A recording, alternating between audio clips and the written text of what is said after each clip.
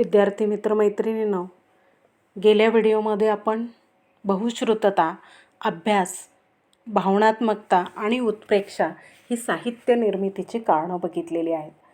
त्यामध्ये आपण बहुश्रुतता म्हणजे काय, तर काव्यनिर्मितीत बहुश्रुतता या कारणालाही महत्त्वाचे स्थान आहे.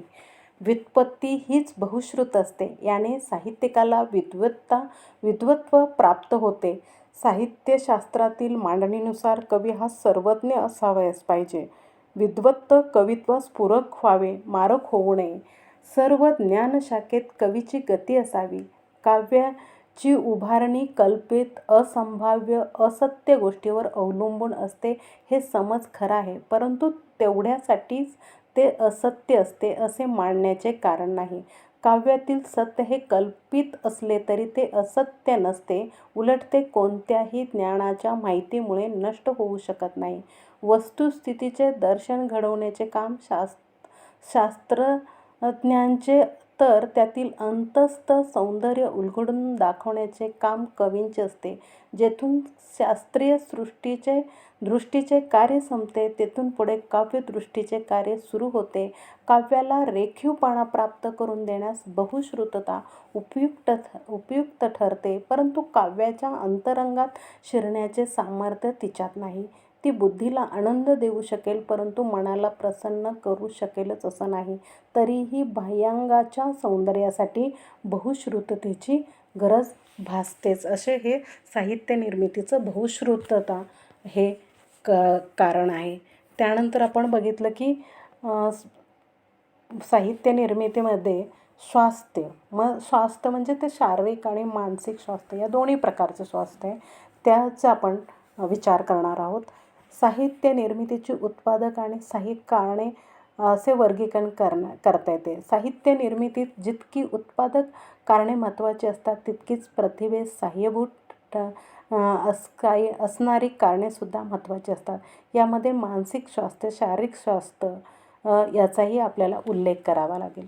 आता स्वास्थ्यामध्ये शारीरिक आणि मानसिक स्वास्थ्य ते कशा प्रकारे काम करते ते आपण बघूया.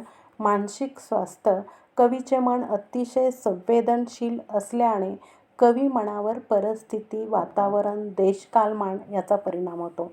पोटाच्या प्रश्नाशिवाय इतर अनेक गोष्टी माणसाच्या पाठीमागे असतात. गृहकलह, लोकक्षोभ, अनारोग्य, मृत्यू इत्यादी गोष्टी माणसाचे मन व्यापून टाकतात.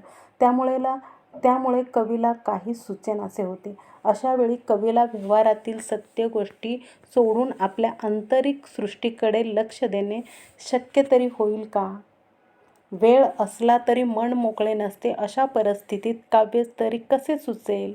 त्यामुळे मानसिक स्वास्थ्य हे महत्त्वाचे असते. त्याचबरोबर शारीरिक स्वास्थ्यसुद्धा महत्त्वाचे आहे. मानसिक स्वास्थ्याला जवळचे कारण म्हणजे शारीरिक स्वास्थ्य होय. कवी राजशेखर यांनी याला काव्य करण्यास आवश्यक असणारी फुरसत असे म्हटले आहे. माणसाला दैनंदिन जीवनात अनेक अडीअडचणींना सामोरे जावे लागते, कारण सामाजिक कार्य कोणालाही चुकत नाही. त्यामुळे काव्य लिहिण्यापूर्वी कवीला शारीरिक स्वास्थ्य प्राप्त होणे महत्त्वाचे असते. पारतंत्र्य, दुष्काळ, सध्याची अस्थिर सामाजिकता याचाही परिणाम शारीरिक स्वास्थ्यावर होतो. उदाहरणार्थ, वर्ड्सवर्थला काव्य लिहिल्याशिवाय दुसरा कुठलाही उद्योग नव्हता. बायरन या कवीने आपले महाकाव्य परदेशात जाऊन तिथे एकांतवास निर्माण करून लिहिले. कालिदास या कवीला तर राजाश्रय मिळाला होता. यावरून काव्य लिहिताना मनाची एकरूपता महत्त्वाची असते हे स्पष्ट होते. या एकरूपतेत थोडा जरी व्यत्यय आला तरी ती एकरूपता भंग पावते. नंतर ती स्फूर्ती केव्हा येईल याचा नेम नसतो. त्यामुळे काव्य सुचणे हे जरी दैवी असले तरी ते लिहून काढणे हे व्यावहारिक काम आहे. त्यासाठी वेळ लागतो. म्हणून शारीरिक आणि मानसिक स्वास्थ्य चांगले असणं हेही अतिशय महत्त्वाचे आहे. त्यानंतर संवेदनशीलता हा एक साहित्य निर्मितीमधील महत्त्वाचं कारण आहे. त्यालाच आपण परिस्थिती म्हणूया.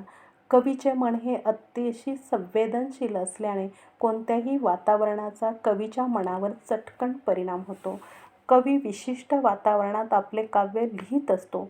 निसर्गाच्या शक्तीचा परिणाम प्रकृतीभेदाप्रमाणे निरनिराळ्या कवीवर निरनिराळा होत असतो.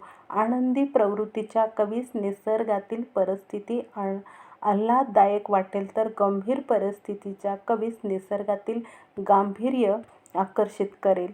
परिस्थिती कवीवर एक कायमचा ठसा उमटवीत असते. सामाजिक व धार्मिक रूढीमुळे वाढ खुरटलेल्या मनाची दुःखे आणि चीड याचे दर्शन केशवसुतांच्या काव्यात घडते. याचे कारण परिस्थिती हीच आहे. परिस्थिती या कारणांचा कविता निर्माण होण्यासंबंधी प्रत्यक्ष संबंध नसला तरी प्रत्यक्ष बराच आहे. पारतंत्र्यात असणाऱ्या लोकांना गुलामगिरीची आठवण पदोपदी अस्वस्थ करते. त्यातून त्यांचा मनक्षोभ होतो. अशा वेळी भावना उत्कट बनते व तिचेच रूपांतर शब्दात होते.